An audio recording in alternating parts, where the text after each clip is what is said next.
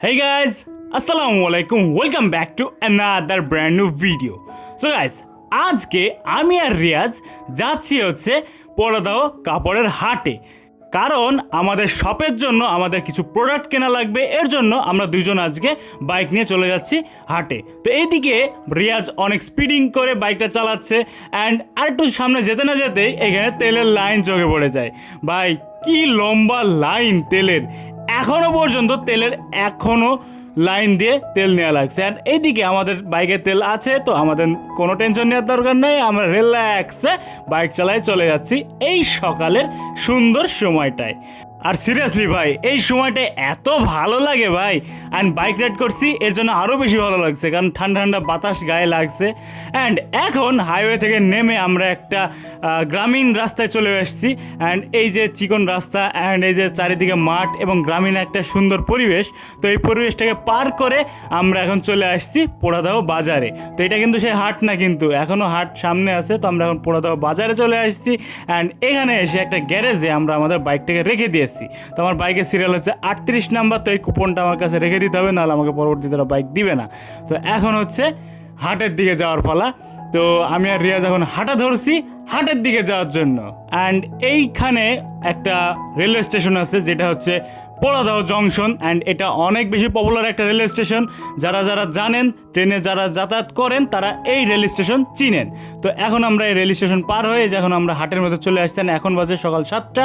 And এই সকাল 7টার সময় দোকান পাশা সব বন্ধ, এখনও সবগুলো খুলে নেয়। আর এইখানে বড় বড় ট্রাক বাসে করে চলে আসছে সকল মাল, মানে মাল বলতে গেলে সকল প্রোডাক্টগুলো, সিট মিট হাবি জাবি সব কিছু ঢাকা থেকে এখানে চলে আসছে। অ্যান্ড এখন দেখতে পাচ্ছেন ভাই এখনও দোকান পাশার খোলেনি। তো আমরা এখন হাটের ভিতরে দিয়ে চলে আসছি, ভিতরে যতগুলো দোকান আছে সবগুলো দোকানই এখন বন্ধ।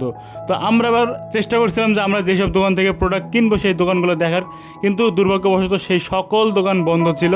তো এর জন্যই আমরা দেরি না করে আমরা খাওয়া দাওয়া সেরে নিলাম। তো এখানে আমরা মুরগির মাংস এবং ভাত খাইলাম দুজন মিলে। তো খাওয়া দাওয়া শেষে আমরা আবারও বেরোয় পড়লাম দেখার জন্য সেই দোকানগুলো খুলছে কিনা। কিন্তু ভাই মানে কপালে যদি না থাকে আর কি করার, আমরা সময়ের আগে চলে আসছি, তো এটা হচ্ছে সবথেকে বড়ো কথা। এর জন্য আমরা আবারও সেই দোকানগুলো ঘুরে দেখি, তো দোকানগুলো আবারও বন্ধ থাকে, কিন্তু এইদিকে আবার বেশ কিছু দোকান খুলে ফেলে। তো যেহেতু এখন হাতে অনেক বেশি সময় আছে, আমরা অনেক বেশি আগে চলে আসছি, তো এখন সময় কাটানোর জন্য আমরা আবারও সেই রেল স্টেশনে চলে আসছি পোড়াদাও জংশনে।